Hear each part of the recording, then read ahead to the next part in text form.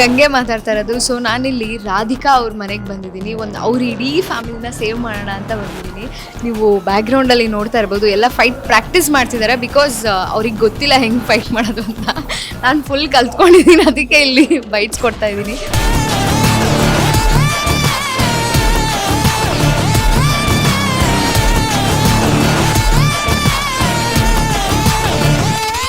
ಅದೇ ಫೈಟಿಂಗ್ ಮಾಡೋದು ಚೆನ್ನಾಗಿದೆ ನನಗೆ ಎಕ್ಸ್ಪೀರಿಯನ್ಸ್. ಯಾವಾಗಲೂ ಆ್ಯಕ್ಟಿಂಗೇ ಮಾಡ್ತಾಯಿದ್ರೆ ಅಷ್ಟು ಮಜಾ ಇರಲ್ಲ ಅಂತ ಹೇಳ್ಬಿಟ್ಟು ನನಗೆ ಅವಾಗವಾಗ ಒಂದು ಫೈಟ್ ಕೊಡ್ತಾರೆ.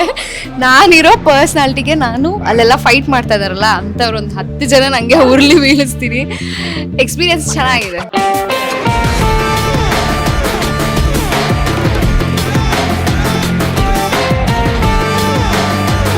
ರಾಧಿಕಾ ಅವ್ರ ಫ್ಯಾಮಿಲಿನ ನಾನು ಸೇವ್ ಮಾಡ್ತೀನ ಇಲ್ವಾ ಅಂತ ತಿಳ್ಕೊಬೇಕು ಅಂದರೆ ರಾಧಿಕಾ ಸೀರಿಯಲ್ ನೋಡಿ.